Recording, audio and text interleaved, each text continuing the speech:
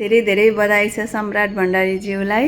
Advance mobile repairing course 4 महिने course सकाउनु भएको छ र यो क्लास गर्दाखेरि हजुरलाई कस्तो लाग्यो, हाम्रो इन्स्टिट्युट कस्तो लाग्यो, सानो छोटो फिडब्याक दिनु न। भन्नुपर्दाखेरि चाहिँ हजुरको जे होस् यताउता म्यानेजमेन्ट होइन, क्लासको म्यानेजमेन्ट अनि टिचिङ मेथडहरू चाहिँ एकदम राम्रो लाग्यो होइन।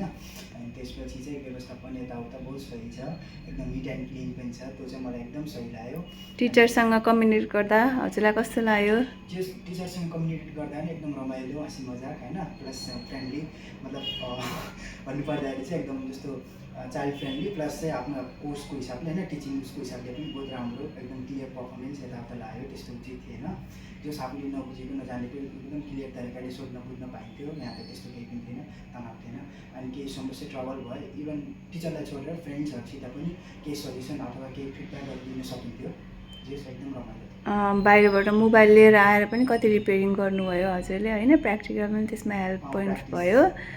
अनि त्यसपछि हाम्रो प्र्याक्टिकल ल्याबहरू कस्तो लाग्यो हजुरलाई? प्र्याक्टिकल ल्याबहरू राम्रो लाग्यो एकदम।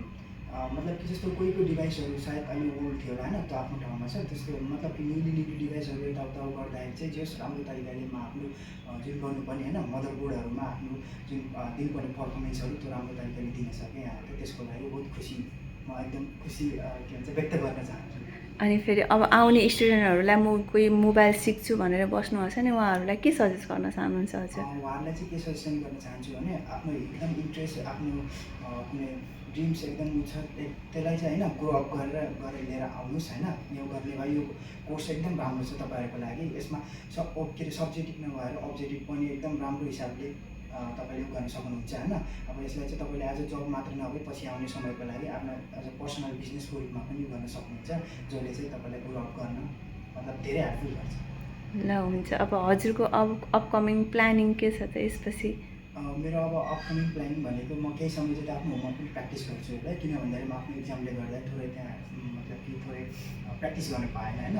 प्लस म आफ्नो जब पनि बुझ्छु अनि मार्केटिङहरूलाई पनि के कस्तो छ बुझ्दै जान्छु। अनि पछि ग्रो अप हुँदै गयो आफ्नो मतलब कि आफ्नो एमलाई चाहिँ एकदम सक्सेसफुल गराउन सकेन आफ्नो चाहिँ, त्यसबाट बिजनेस पहिला नर्मल लेभलदेखि स्टार्ट गर्छु। ल हुन्छ। ल best of wishes for upcoming days for you. Okay, thank you. Most welcome ma'am.